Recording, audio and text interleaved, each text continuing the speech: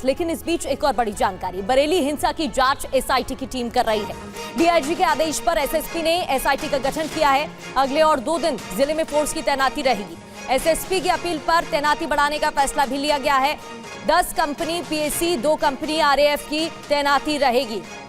तो जिस तरीके से हिंसा भड़की थी, माहौल खराब हुआ था, उसको लेकर अब कदम उठाए जा रहे हैं। आपको सुनवाते हैं कि बरेली के एसएसपी अनुराग आर्य ने पूरे मामले में क्या जानकारी दी है, सुनिए। पूरी घटना के एक प्रमुख साजिशकर्ता नदीम खान को आज हम लोगों के द्वारा गिरफ्तार किया गया। उसके पास से एक वायरलेस सेट भी बरामद किया गया है। उसको आज जेल भेजा जा रहा है। 28 अन्य अभियुक्त जो इस घटना में शामिल थे, बारादरी और कोतवाली की टीमों के दौरान को गिरफ्तार किया गया। इनको भी जेल भेजा जा रहा है। टोटल 56 गिरफ्तारियां अब तक हो चुकी हैं। इन्होंने पूछताछ में ये बात क्लियर की है कि इसके द्वारा ही सिग्नेचर किए गए थे अपील पे, इसके और डॉक्टर नफीस के द्वारा सिग्नेचर किए गए थे।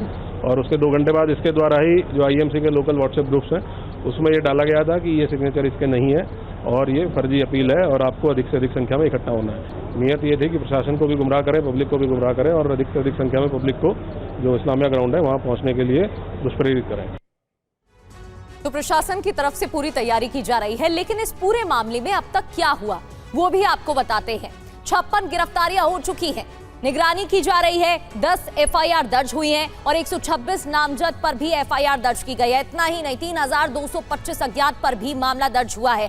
आगे क्या होगा, आगे क्या कार्रवाई की तैयारी है? 38 ठिकानों पर बुलडोजर एक्शन की तैयारी, जैसे कि हमारे संवाददाता अभिजीत आपको बता रहे थे। दुकानें खाली कराई जा रही हैं, वहां कार्रवाई होगी। तौकीर रजा पर एनएसए लग सकता है, तौकीर के खाते सीज किए जा सकते हैं। विदेशी फंडिंग की भी जांच संभव बताई जा रही है। कहां कहां से तार जुड़े थे ये खंगाला जाएगा। 5 बड़े पर्दाफाश अब तक क्या क्या हुए हैं। 1 हफ्ते पहले से ये साजिश रची गई थी हिंसा की। व्हाट्सएप पर जानकारी दी गई थी, ग्रुप पर भीड़ इकट्ठा की गई। मुस्लिमों का रहनुमा बनने की कोशिश में था तौकीर रजा। पश्चिमी यूपी में अपना प्रभाव बढ़ाना चाहता था और इसलिए ये प्लानिंग प्लॉटिंग की थी। 55 व्हाट्सएप कॉल और मैसेज से जुटाई गई भीड़। तौकीर के 2 करीबियों से भी पूछताछ की गई है और भी लोगों से अब पूछताछ पूरे मामले में की जा रही है। और अभिजीत लगातार हमारे साथ जुड़े हुए हैं। अभिजीत, फिलहाल बरेली में क्या हालात हैं? क्योंकि कुछ तस्वीरें हमारे सामने आई जहां हमने देखा दुकानें खाली की जा रही हैं।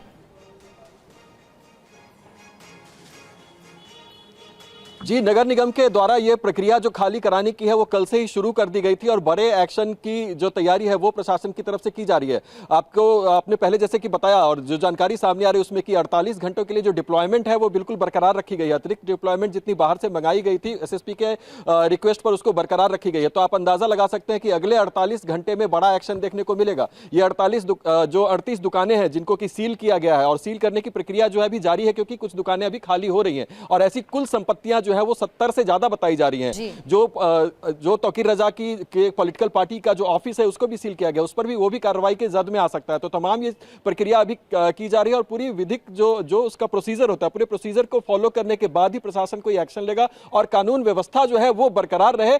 इसी के मद्देनजर जो अतिरिक्त डिप्लॉयमेंट पूरे जिले में की गई है या फिर बरेली शहर में की गई है उसको बरकरार रखा गया है ताकि किसी भी तरीके से व्यवस्था जो है वो ना बिगड़ने पाए। हालांकि जो टेलीकॉम सर्विसेज हैं उसको आज से चालू कर दिया गया है ताकि जो सामान्य जीवन है वो उसी तरीके से चलता रहे। आपको जानकारी दे दें कि हिंसा के अगले दिन भी कोई स्कूल बंद नहीं किया गया था, यानी सभी चीजें सामान्य रूप से, यातायात भी सामान्य रूप से और दुकानें, मार्केट, सब चीजें सामान्य रूप से खुल रही थी। बस प्रशासन की सख्ती और जो डिप्लॉयमेंट्स थी उसको बरकरार रखी गई थी कि किसी भी तरह की स्थिति से निपटने के लिए तैयार रहे पुलिस और जो जितने भी फोर्सेज वहां पे डिप्लॉयड हैं वो। तो अभी जो ग्राउंड जीरो पे सिचुएशन है वो यही देखी जा रही है कि डिप्लॉयमेंट्स बरकरार है, प्रशासन अपनी तैयारी और कार्रवाई जो है वो लगातार कर रहा है, गिरफ्तारियां भी हो रही हैं और उसकी तस्वीरें भी हम देख रहे थे। बिल्कुल, बहुत बहुत शुक्रिया आपका तमाम जानकारी देने के लिए। तो ये तस्वीरें भी आपको दिखा रहे हैं जहां पर अब तैयारी की जा रही है। एक बड़ी कार्रवाई हो सकती है और बुलडोजर एक्शन भी देखने को मिल सकता है।